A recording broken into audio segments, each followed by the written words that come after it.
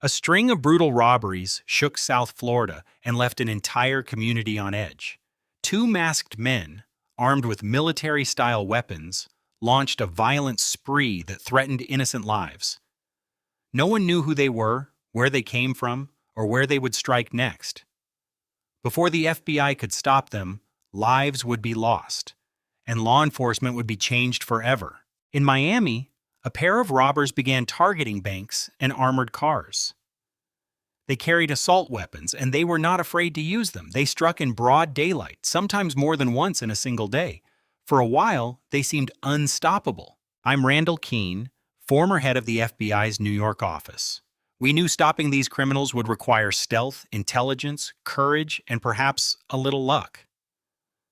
No one expected the case to become one of the bloodiest chapters in FBI history. Miami was already under siege. FBI agents had watched the city struggle through relentless violence. Bank robberies happened constantly. Kidnappings, major drug deals, and shootings had become part of everyday life. But just when it seemed the crime wave could not get any worse, a new kind of outlaw appeared on the streets and turned fear into war. At a steak and ale restaurant, an armored car courier arrived for a scheduled pickup. The driver waited for his partner to return, unaware that two heavily armed men were nearby, watching and waiting. As the guard approached the rear of the truck, the gunman moved in with military precision. The driver refused to open his door. Following company policy, he drove away. The suspects retreated to a getaway car and tried to hide their escape with a military-issue smoke grenade. Metro-Dade police and the FBI responded to the scene. Because armored car and bank robberies fall under FBI jurisdiction, the case quickly became a federal priority. The supervisor of the Miami FBI's Violent Crimes Unit was Special Agent Marshall Reed. There were almost no clues. Investigators had no idea who the men were and no clear direction to follow. No one had seen their faces. They wore black hoods, and they wore gloves on both hands. Witnesses could offer only one useful detail: the license plate number of the getaway car. Agents traced the plate and discovered that the car had been stolen earlier, but the lead went nowhere. The robbers escaped with only $2,800. Still, their use of military weapons and commando-style tactics convinced Agent Reed that they would probably strike somewhere in Miami again. The only questions were where and when. The answer came soon after. At a busy supermarket on South Dixie Highway, another armored car arrived for a scheduled pickup. A courier returned to the truck carrying several money bags filled with cash and receipts. He never saw the car coming around the corner. The robbers escaped empty-handed, but they had used deadly force. Metro-Dade police and the FBI rushed to the scene. These men were clearly not afraid to kill. The courier later died from his injuries. While he was being taken to the hospital, agents interviewed his partner. As the partner described the gunman, it quickly became obvious that they were probably the same men responsible for the earlier steak and ale robbery. There had been no money taken in this attack, but shots had been fired. To Agent Reed, the danger was escalating. The violence was becoming more serious, and the men behind it were becoming more brazen. Ballistics evidence strengthened the connection between the two robberies. Investigators recovered double-aught buckshot from a 12-gauge shotgun, .45 caliber casings, and .223 shell casings. The .223 rounds mattered most. The FBI laboratory compared the shell casings and determined that they had been fired from the same weapon. Now investigators had a solid forensic link between the two attacks. Two violent robberies were connected to the same masked gunman, but their identities remained unknown. Because they had failed to get money from the supermarket robbery and had taken so little from the steak and ale attack, investigators believed they would strike again soon. Another robbery followed. This time, the target was Florida National Bank. As a teller and a guard walked from the main building toward the drive-thru, two masked gunmen emerged from a car. At gunpoint, they ordered the teller to open the drive-thru door. She tried to obey, but there was a problem with the key. The men were trapped in broad daylight at a busy intersection. Rather than wait any longer, they abandoned the robbery and fled, with only the $10,000 the guard had been carrying. Local authorities and the FBI Violent Crimes Unit responded within minutes. The bank was only a few blocks from the earlier robberies. a pattern was beginning to emerge. All the crimes were happening in the same general area along U.S. Highway 1. Interviews with bank employees confirmed what agents already suspected. The same pair had struck again. Perhaps the robbers believed a drive-through bank would be less heavily fortified than an armored car and easier to rob. For the FBI, there was no higher priority. The agents had to find these men and get them off the street before more innocent people were killed. But soon afterward, the robbers struck again, this time at Professional Savings Bank only blocks away. They quickly took control of the lobby. Customers and employees, staring at masked men with high-powered weapons, obeyed every command. No one doubted that the robbers meant business. This time, the men escaped with more than $41,000 that had been delivered earlier by Wells Fargo. They fled in another getaway car, a Chevy Monte Carlo. Witnesses had little to offer. The robbers had moved fast and forced everyone onto the floor, where no one could see what was happening. Since the men had actually entered the bank this time, agents hoped the security cameras might have captured them on tape. But investigators were disappointed. The cameras had malfunctioned, and nothing had been recorded. It was another robbery in a growing series of violent attacks. The heavily armed men were robbing banks and armored cars in broad daylight. Witnesses described the robbers as true professionals. It was not only the way they moved, but the way they spoke, carried their weapons, and controlled each scene. Agent Reed believed they could have been police officers, or possibly men with recent military experience. With such dangerous criminals still free, agents sharpened their own skills at the firing range. They worked the case relentlessly, sharing every lead they had, but nothing led anywhere. After a quiet stretch, another robbery shattered the silence. At Barnett Bank, a customer named Graham Whitaker was preparing to make a transaction just as an armored truck was unloading outside. He looked up from his checkbook and saw two masked robbers shoot the guard in the back. As the guard lay on the ground, one gunman shot him again. It was another major hit, and another act of brutal violence. The robbers fled with $54,000. Whitaker followed them for several blocks. He kept a safe distance, but he worried that the thieves might realize he was behind them. Still, he stayed on their tail. He noted the license plate and the model of the car. He followed them to a parking lot where they pulled in beside a white pickup truck. Whitaker parked across the street and kept watching.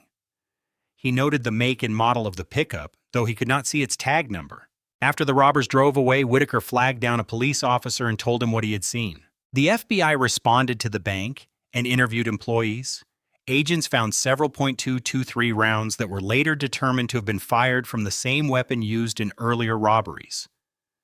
Nearby, agents examined the getaway car the robbers had abandoned. But Graham Whitaker became the star witness. Thanks to him, the FBI finally had a major break in the violent robbery spree. A check of the getaway car's license plate revealed that it was registered to a man named Arturo Bellamy. Agents prepared to visit him. Because the car had never been reported stolen, they suspected Bellamy might be involved in the crimes. They dressed for safety and went in carefully. The FBI had been tracking two masked gunmen who had robbed banks and armored cars and had already killed one guard. Now agents had located the registered owner of one of the getaway cars. Special Agent Gabriel Torres and his partner arrived at the Bellamy home. A woman opened the door. Agent Torres now works undercover and wears a hood to protect his identity. The woman asked if the agents were there about her son. Torres said yes. She explained that her son, Camden, was missing. Mrs. Bellamy's husband came to the door, and the couple invited the agents inside. Mr. Bellamy explained that Camden had disappeared after borrowing the family car to go target shooting in the Everglades. The family had filed a missing persons report, but had heard nothing since. They had hoped the agents had come with news of their son. But the Bellamys and the FBI were both disappointed. The agents knew nothing about Camden's whereabouts.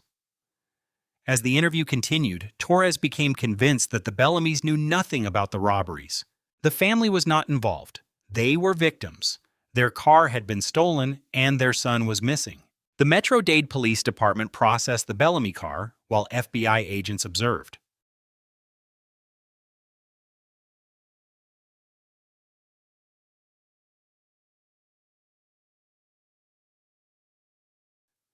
Evidence technicians searched carefully, but they found no fingerprints and nothing else that could move the case forward. Another quiet stretch followed. The robbers remained on the loose, and agents continued working other cases while still digging through every possible resource for clues. Then Special Agent Raylan Brooks told a skeptical Agent Torres about a newspaper article he believed was connected to the case. Brooks was convinced that a car mentioned in the article would appear in the next robbery. The article described the attempted murder of a man named Daniel Cortez. Two men had shot Cortez multiple times, then stolen his gun and his black Chevy Monte Carlo. Brooks was certain that the robbers would use that car as their next getaway vehicle. Some agents thought it was only a hunch, but they respected Brooks.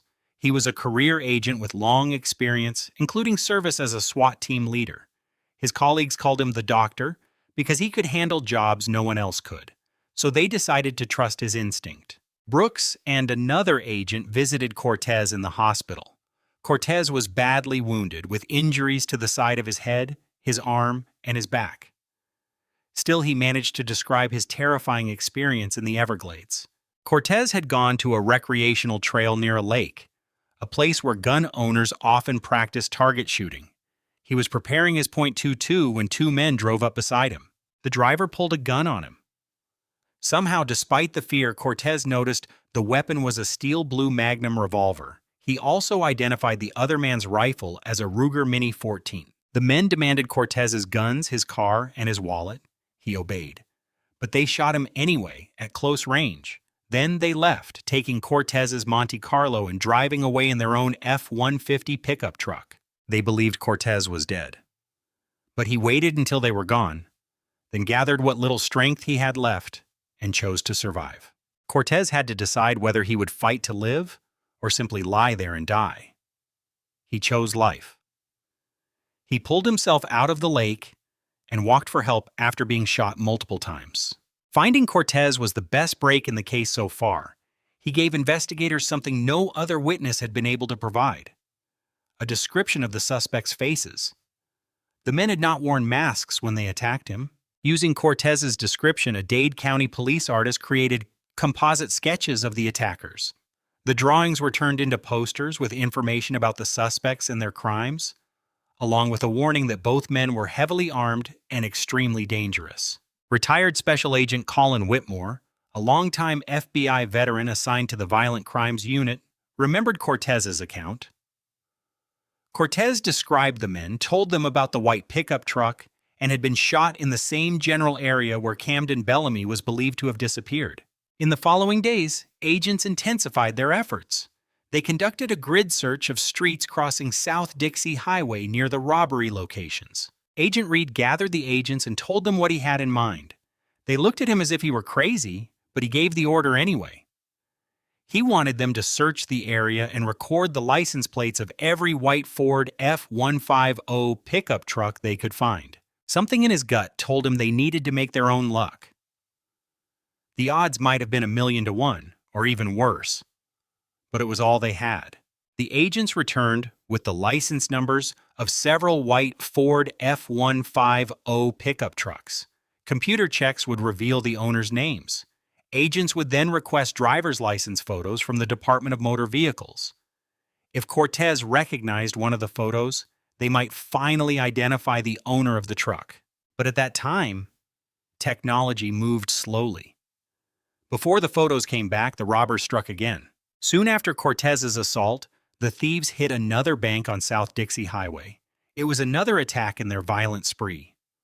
One robber controlled the terrified customers while the other took money from a teller. The men escaped with more than $8,000 in cash. As customers and employees recovered from the attack, an off-duty customs official who had seen the robbers flee called police. He had noted the make of the getaway car, a black Chevy Monte Carlo, and the license plate, NTJ 891. Just as Agent Brooks had predicted, it was Daniel Cortez's car. The robbers had not even changed the plate. Investigators believed the men were not simply careless. They seemed to be challenging law enforcement, almost daring the police to come after them. Witnesses offered little useful information. At this bank, the security cameras had filmed the robbery, but the footage did not help much. The lenses captured little more than masked men who could not be identified. There was little doubt that the robbers planned each hit carefully. Agent Reed believed they had been watching the banks before some of the robberies. On most occasions, they struck shortly after cash deliveries by armored car companies. They seemed to wait until the money was inside, then move in. During firearms practice, Agent Reed and Agent Brooks discussed the case, searching for any clue they might have missed. The robbers had been quiet for a while. Their identities were still unknown, but Reed saw a pattern. In law enforcement, patterns matter. Investigators look for things that happen consistently. In this case, the robbers tended to strike on the same day of the week during the morning at the same banks, in the same small area, always along South Dixie Highway. Agents planned a surveillance operation. They would spread out and patrol the area where the robbers had struck so many times. Unit Supervisor Marshall Reed personally led the operation. The agents could not simply wait for another robbery. They had to get out into the field, make their own luck, and perhaps find the suspects before more blood was spilled. Agent Whitmore remembered how he ended up joining the operation. Gabriel Torres walked over and suggested they go down there together. Whitmore had plenty of other work to do, but he liked Torres and decided to go. At the time, it felt almost casual. They would ride together, cover the area, and see what happened. Many believed it was a long shot. Still, a group of Miami FBI agents gathered in a parking lot that morning. They would surveil a wide grid along South Dixie Highway, where two commando-style gunmen had robbed banks and armored cars during a long and terrifying spree.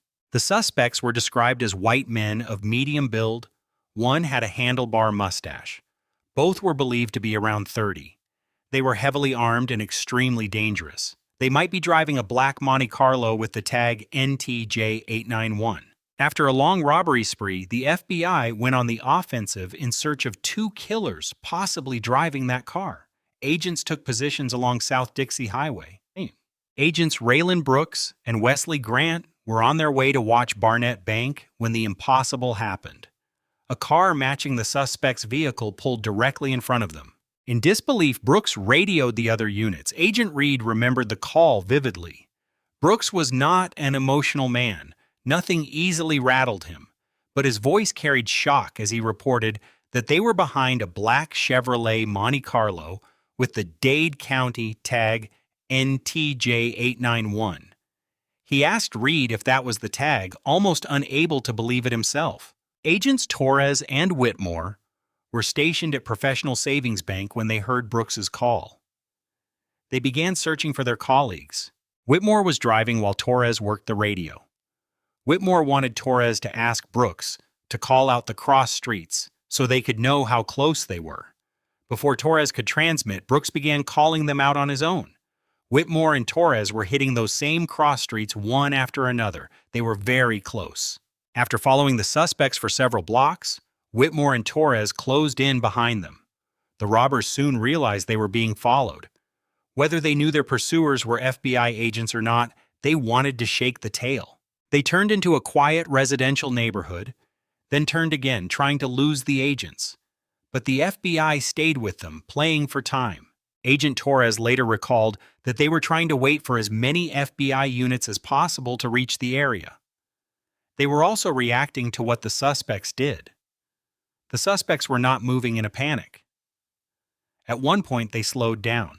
The caravan continued, with agents deeply concerned about innocent bystanders. Then the suspects appeared to be heading back toward the busy highway. If a confrontation erupted there, civilians could be caught in the violence. When Brooks saw the silhouette of a long-barreled rifle through the rear window of the suspect's car, he knew it was time to act. The suspects were clearly preparing for battle. Brooks activated the light on his car and ordered the men to stop. They ignored him. Brooks pulled alongside them, then moved ahead and blocked their escape. Whitmore and Torres moved up to box them in. The sight left a lasting impression on Agent Whitmore. He would never forget the driver's face. The man looked like an old Western outlaw, cold and determined. The suspects seemed as desperate to escape as the agents were determined to stop them. Two heavily armed fugitives had ignored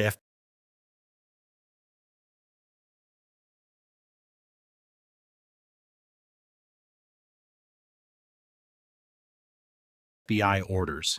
The agents now tried to force them to comply. The last agent to reach the scene was Parker Dane. As he pulled in behind the suspect's car, he saw one of the gunmen aim at Torres and Whitmore. Dane rammed the fugitive's car from behind. The suspects swung into a U-turn and Dane hit them again, knocking them into a parking area against parked cars. The passenger opened fire with a Mini-14 assault rifle. Outgunned, Agent Dane crawled for cover. Agent Reed arrived seconds later, firing at point-blank range. The suspects were surrounded by FBI agents. Their vehicle could not move, but they had superior firepower and they refused to surrender. The driver fired a shotgun blast at Brooks. Reed hit the driver in the neck, but the semi-automatic rifle kept firing until one round struck Reed in the hand. Torres and Whitmore moved forward to cover him. Whitmore's .38 held only 5 rounds. The Mini-14 held 30 rounds in each magazine. Then one of the suspects shot Agent Torres. Torres remembered it as one continuous flash.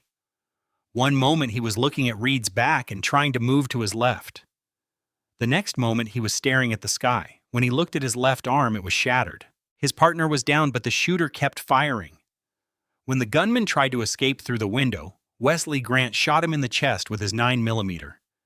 But to Grant's horror, the man still managed to shoot Reed in the neck. Reed could not move his upper body. He could not move his arms or legs. At that moment, he believed he was completely paralyzed. More FBI agents arrived and joined the gunfight. By then, the shooter had already been hit several times, but he continued to advance and fire. He seemed to have decided that he was going down, and if he died, he would take as many agents with him as possible. The agents knew they were badly outgunned. Many were firing revolvers against a suspect with a 30-round semi-automatic assault rifle. Grant and Brooks were forced to retreat behind their car to reload. Whitmore also reloaded, but the gunman kept coming. A round tore through the knuckles of Whitmore's right hand and through his thumb. Lead fragments struck the back of his arm. He remembered his gun flying from his hand. He told Brooks he had been hit. As Whitmore tried to crawl under the bumper, the gunman shot him in the groin. Blood poured from the wound. Brooks was hit. Then Grant was hit. Neither man could reload in time. Whitmore remembered Brooks crying out, then falling at his feet. At some point, Whitmore heard the breath leave him. The subject made his way toward Agent Grant's car. With his left arm nearly destroyed, Agent Torres managed to pull himself up. The shooter was trying to flee, and Torres knew he had to stop him. The second suspect, mortally wounded, somehow dragged himself out of his car and joined his partner. If the car started, Torres knew the suspects could only reverse, which meant they could back over the fallen agents. Torres became angry. He believed he was dying, and one final thought burned through him. If he was going to die, he would make sure these men could not escape. With his shotgun empty, Torres switched to his revolver and staggered forward, firing at the suspects. His shot struck the men and killed them both. It was a violent end to the lives of 2 violent men. Only minutes after it began, the bloodiest firefight in FBI history ended in tragedy. 2 agents were dead. 5 agents were wounded. The 2 suspects, still unidentified at the scene, had also been killed. Agent Wesley Grant lay dead. He had earned a law degree and fulfilled his childhood dream of joining the FBI. He had wanted to make a difference, and he gave his life trying. His partner, Raylan Brooks, also died in the gunfight. He had been close to retirement, close to the day when his wife might finally stop worrying about the dangers of his career. Crime scene technicians arrived. Metro-Dade County Homicide Bureau Sergeant Malcolm Sutter was also there. He faced the enormous task of reconstructing a few minutes of living terror, a task that would take a long and painful investigation. To find out what happened, investigators had to speak with the surviving agents and learn what each person had done. Then those statements had to be matched with the physical evidence. Wounds on bodies, bullet holes in cars, the locations of guns, the positions of vehicles, and every small detail that could help reconstruct the truth. Technicians recovered 143 bullets fired from the fugitives' weapons. Questions that had haunted investigators for so long were finally being answered. The Ruger Mini. 14 used to kill Agents Brooks and Grant matched the point. 2 .23 bullets found at several armored car and bank robbery scenes. The FBI crime lab could now forensically link the dead suspects to earlier attacks. Fingerprints soon identified the men as Carter Stone and Wyatt Maxson. But one question remained. What kind of men had caused so much destruction and why? Agents were stunned by what they learned from the killer's friends and neighbors. These were not men people saw as wild outlaws living on the edge. Stone and Maxson were known as quiet family men. Photos showed their families spending time together. Stone had a wife and 3 children. Maxson was a single father. The 2 men were partners in a landscaping business. But further investigation exposed the truth of their double life. Inside a shed, agents found guns and ammunition, including the .22 that Maxson and Stone had stolen from Daniel Cortez when they tried to kill him in the Everglades. Agents also uncovered evidence of a disturbing murder pact in which the men may have killed each other's previous wives. No one had been charged in those cases, but they were reopened. Investigators later confirmed that Maxson and Stone had killed Camden Bellamy in the Everglades. A hiker found Bellamy's skeletal remains not far from the place where Cortez had been attacked. Then another tragic detail emerged. Special Agent Adrian Keller received a package from the Florida Department of Motor Vehicles. Inside was a copy of Wyatt Maxson's driver's license. He was the owner of one of the white Ford F-150 pickup trucks agents had identified during their search.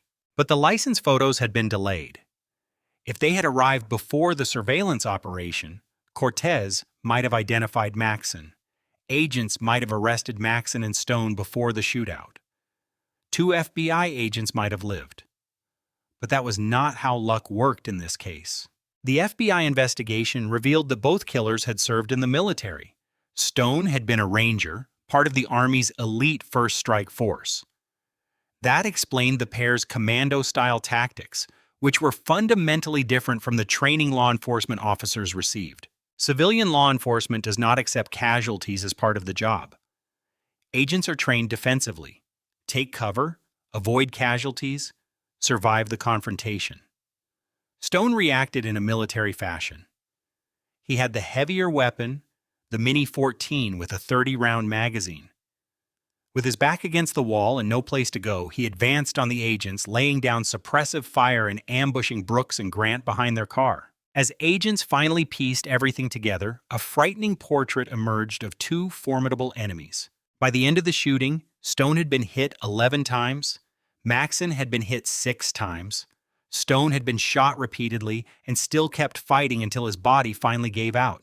He fought until the end. The men were going to die, but they were not dying fast enough. They were not prepared to lie down, and they were not about to surrender. Out of the tragedy came changes that improved safety throughout law enforcement. Agents and officers now carry more powerful weapons, and their training better prepares them for violent confrontations like the one that unfolded that morning. As hundreds mourned the deaths of 2 dedicated and selfless FBI agents, law enforcement officers searched for meaning in the tragedy. Over the years, Agent Marshall Reed found some peace in one truth. The story is not about Stone and Maxson. Who they were is not what matters most. What matters is remembering the courage shown by the agents and by the FBI that day. They did their job.